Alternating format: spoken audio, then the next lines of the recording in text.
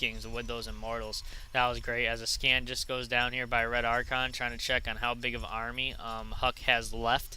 Now it does look like HuK is going to be looking to do a nice little counterattack here as he realizes that RedArchon, well, didn't have an army, but with all those barracks he just built and everything, I mean, he has tons and tons of barracks. Oh, look at that shit. That's a lot of barracks. He's thinking that RedArchon doesn't have much of an army, but RedArchon is already backed up to 123 supply, under 200. Now, it does look like I don't think HuK is going to be able to push in here. All he has is Immortals right now, and those Marauders, as they stimp pack and have Megvacs to heal them up, are going to be able to pick off the rest of that army there from HuK. HuK does have a carrier to just finish, actually. So we are going to be seeing some carriers on the field, which are real powerful against infantry, especially when you have Marauders because they can't attack air units. Now, I thought he had a carrier on the field. I don't know what happened to it. Now, we do have a Dark Templar, wow, as I don't think HuK canceled that in time, as HuK was looking to take over the high yield, but RedArchon straight up denied that. HuK loves getting random minerals with his probes. Now looks like he's long distance mining with a few probes at the high yield to take advantage as much minerals resources as he can. He does have some Archons in the field here. Now, he has proxy pylons everywhere, keeping an eye on the map, which is great use and keeps him from having to scout a lot. That's one thing about Protoss. You can just throw down pylons everywhere, scout areas, and if you see an army or something, you can warp in some units and attack from behind.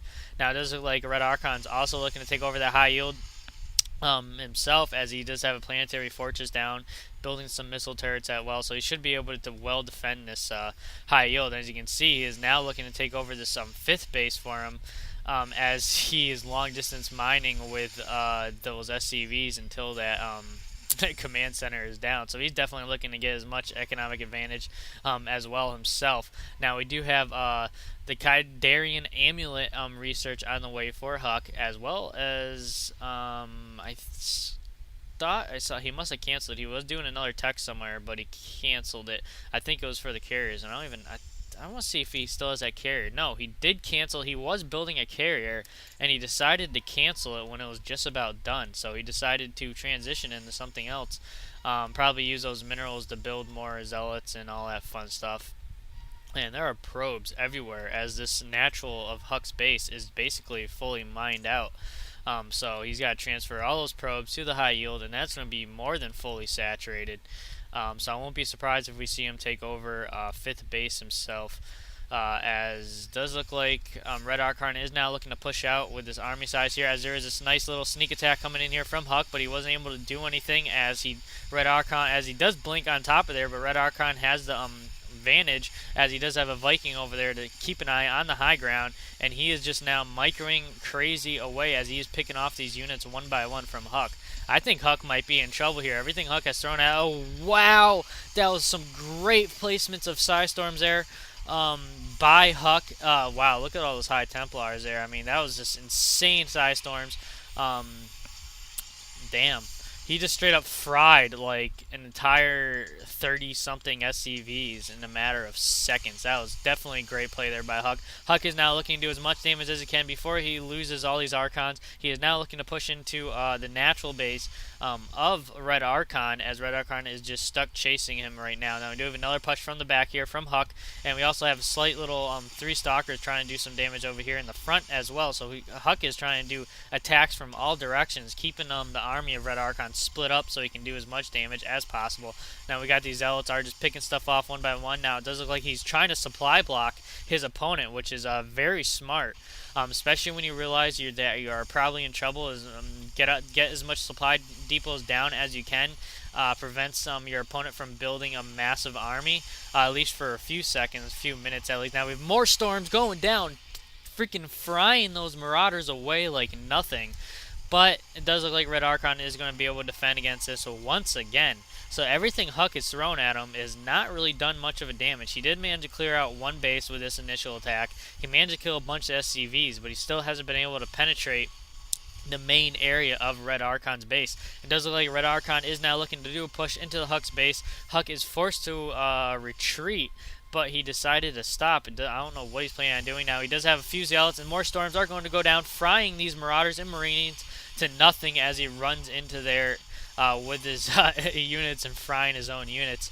Now, RedArchon is just freely picking off this high yield expansion from HuK, as HuK is now just warping in some more Zealots, and he is actually have two more High Templars warping in, as well as a couple more Immortals on the way, and he is now just researching ground armor.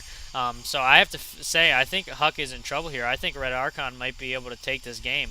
RedArchon does have an army advantage right now, as he is forcing HuK to retreat base by base, as he has just denied HuK's high yield expansion. Just canceled that Nexus for the second time, as he canceled the first one as I didn't cancel. He destroyed the first one as HuK was building, and HuK didn't get a chance to cancel it in time. Now it does look like we have this Viking from RedArchon is scouting around, trying to see what's going on.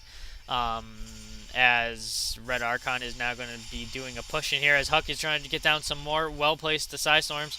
And I don't think he is going to be able to. Yes, he is going to be able to hold off this little push from RedArchon, as RedArchon is going to pull back to his base and mass up some more units before he decides to do a final attack.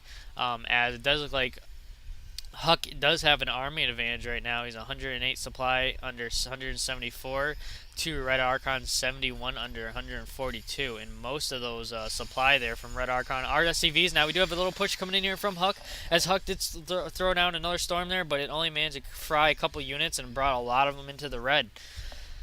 Gotta love those combat shields. Now it does look like HuK is looking to do those are just all, wow, look at it. He's straight up long distance the high yield minerals there from two bases. Now it does look like HuK is going to try pushing into this base here and hopefully do a great amount of damage, although the high yield is basically all mined out. So even if he manages to destroy that, the only thing that's going to be lost is a bunch of SCVs and a command center. As I mean, like I was saying, it's basically all mined out, so there ain't much more he can get from that. As HuK is going to be chilling at this Xel'naga Tower to get some vision advantage here. Now we do have a nice little blink ability there from forcing RedArchon to pull back, as HuK is just going to keep the pressure on right now. And I gotta say, I thought HuK was in trouble here, but I think HuK has brought himself back into the game. Long distance mining from that high yield, as he does have another Nexus coming in there to finish off that fourth base once again. Now it does look like RedArchon I don't think RedArchon is going to be able to defend against this. As actually, yes, he is, as there's just Archons and Zealots are running around picking stuff off one by one, and HuK decided to pull back his units, not risking losing out his whole army once again.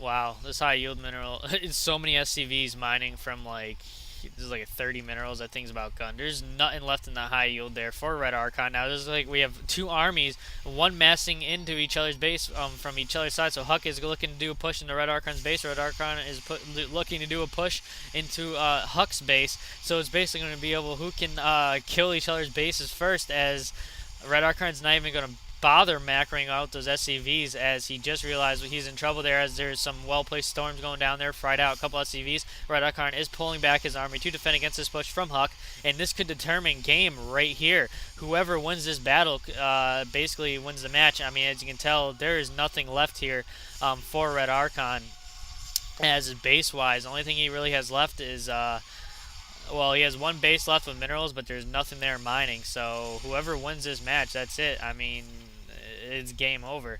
HuK still has two base advantages here. He still has two bases mining from that are still have fully saturated with minerals. RedArchon only has that one, as I was saying, and there's nothing there. As we do have a nice little push here from RedArchon, and RedArchon does a good game as those storms fry the rest of RedArchon's Marines and Marauders. Actually, it was mostly Marauders there, so there you have it. Definitely an epic game there between a Terran and Protoss player, and I was excited. That was a pretty nice match. I never heard of RedArchon before.